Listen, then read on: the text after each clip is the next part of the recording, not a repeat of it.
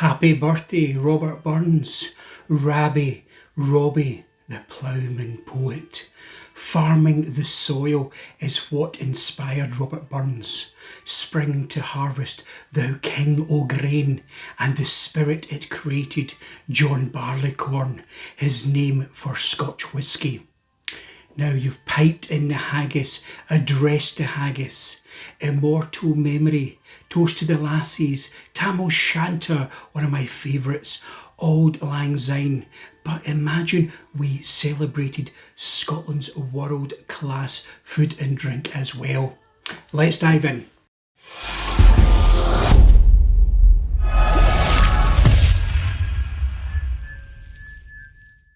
Hello, Hendo here. Welcome to Burns Night Food and Drink Done Well. In this video, I'll share ways and ideas to really up your Burns supper experience. Previously, Scots weren't very proud of their produce, but today it's different. To learn more about food and drink pairing and Scotland from a global perspective, please like this video, subscribe and click the notification bell for more insights. From lockdown in bonnie Scotland, Burns Night is usually a fantastic cultural gathering, the climax to Scotland's trilogy of winter festivals. St Andrews, the end of November, Hogmanay, the end of December, and then finally Burns Night on the 25th of January. Let other poets raise a fracas about vines and wines and drunken Bacchus, but I sing the juice Scotch bear can macus, so perhaps skip the wine in your Burns supper. But if you really must, then French wine. He'd been a known sympathiser of the French Revolution. Perhaps Syrah or Shiraz, my favourite Côte de Rhône. So whisky it is, but also ale, craft beer. Rum was also popular in his day. Scottish made rum is on the rise now. Why not a Glasgow punch and gin clover club made with raspberries would make my choice as aperitif. But a Rob Roy cocktail like a Scotch Manhattan with sweet vermouth and bitters. Rob Roy McGregor was a few years before Burns's time, but he'd have known of the legend. Often an afterthought to the big gathering, drinks and entertainment. I feel it should be celebrated alongside the poetry and song.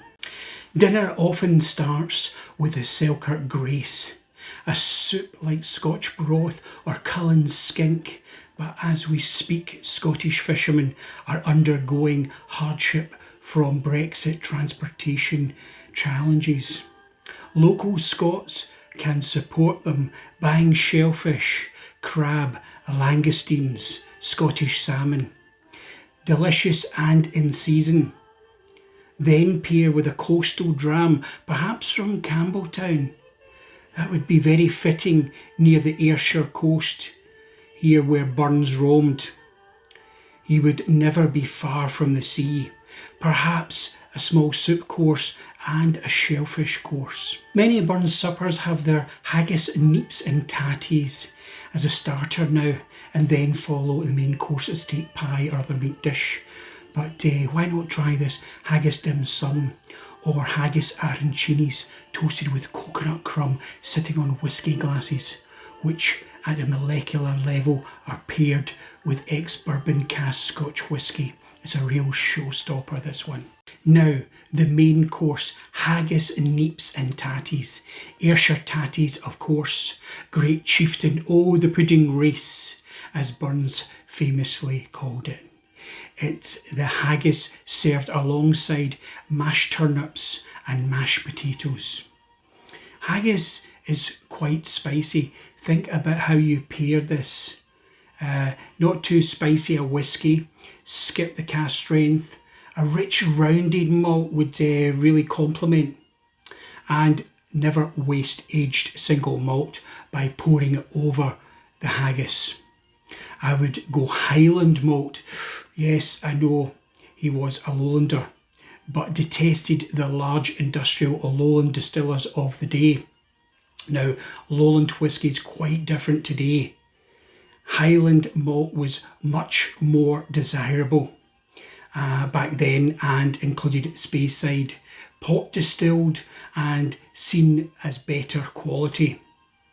He mourned the closure of a Highland distillery. The Ferrintosh, oh sadly lost, Scotland lament frae coast to coast. So perhaps he would have been a Glenmorangie man or a Dalmore. You choose the dram that you like. For dessert, a lighter Cranachan or heavy clouty dumpling, named after the cloth it's boiled in, the clout. And maybe consider chocolate dessert because it works very well with whisky at a molecular level. I strongly recommend a cheese board. Ayrshire cheeses, of course, and Arran Blue is delicious with a Macri Moor Arran whisky or a Peaty Isla of your choice.